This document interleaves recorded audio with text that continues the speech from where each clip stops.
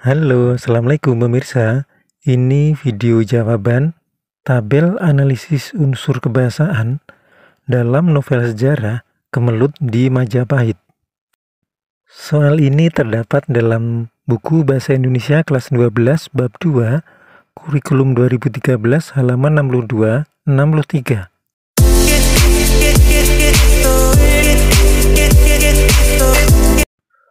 Soalnya adalah tugas, petunjuk, bacalah kembali kutipan novel sejarah Kemelut di Majapahit jilid 1, kemudian analisislah kaidah kebahasaan novel sejarah tersebut dengan mengisi tabel di bawah ini.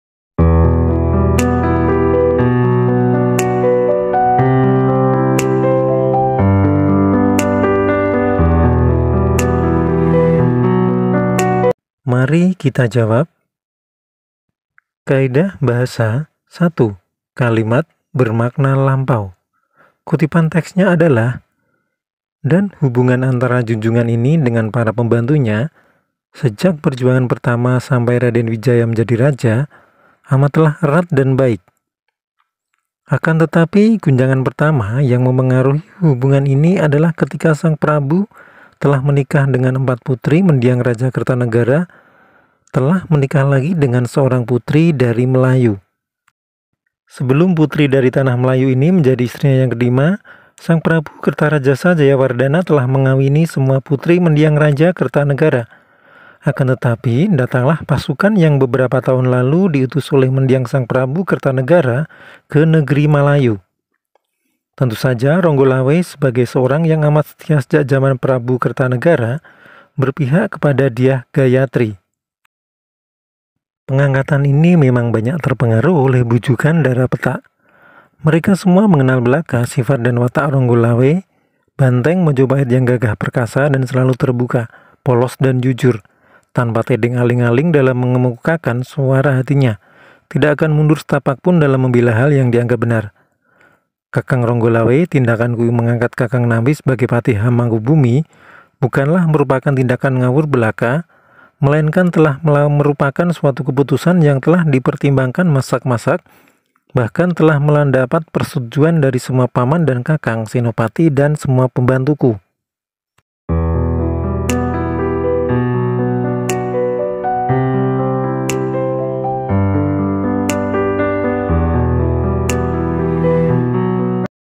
Dua, penggunaan konjungsi yang menyatakan urutan waktu.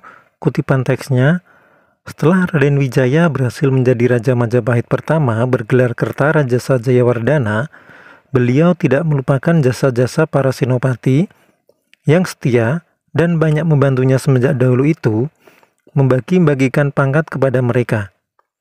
Dan hubungan antara junjungan ini dengan para pembantunya sejak perjuangan pertama sampai Raden Wijaya menjadi raja amatlah erat dan baik.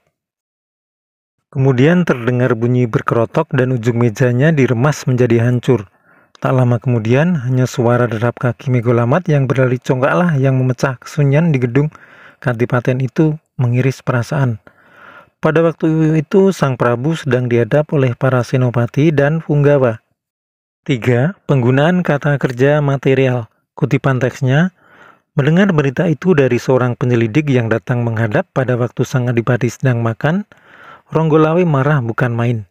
Nasi yang sudah dikepalnya itu dibanting ke atas lantai, dan karena dalam kemarahan tadi siang Adipati menggunakan anji kedidayaannya, maka nasi sekepal itu amblas ke dalam lantai.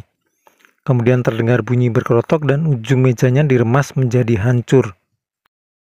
Akan tetapi Adipati Ronggolawe bangkit berdiri, membiarkan kedua tangannya dicuci oleh istrinya yang berusaha menghiburnya.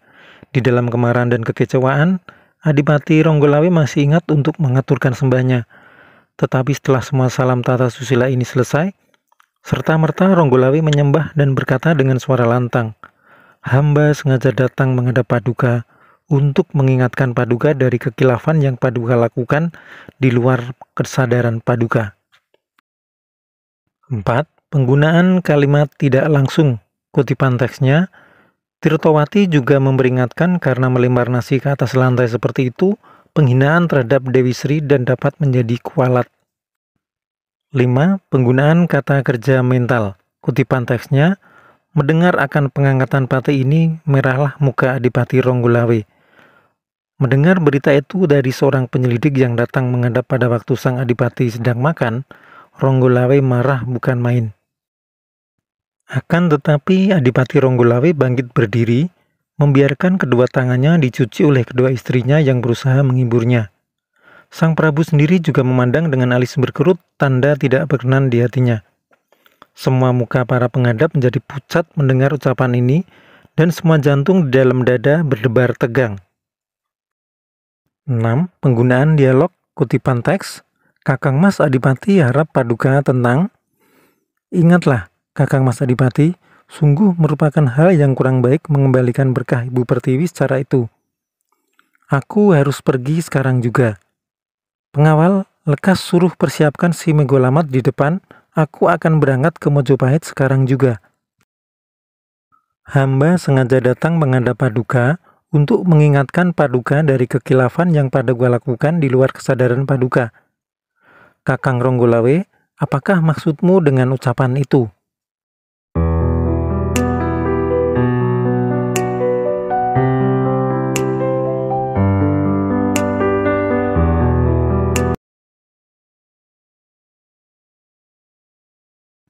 Tujuh. Penggunaan kata sifat. Kutipan teksnya, Dyah Gayatri yang bungsu ini memang cantik jelita seperti seorang Dewi Kahyangan. Pasukan ini dinamakan pasukan Pamalayu yang dipimpin oleh seorang senopati perkasa bernama Kebu Anabrang.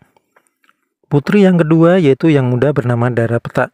Sang Prabu Kertarajasa terpikat hatinya oleh kecantikan sang putri ini, maka diambillah Dyah Dara Petak menjadi istrinya yang kelima.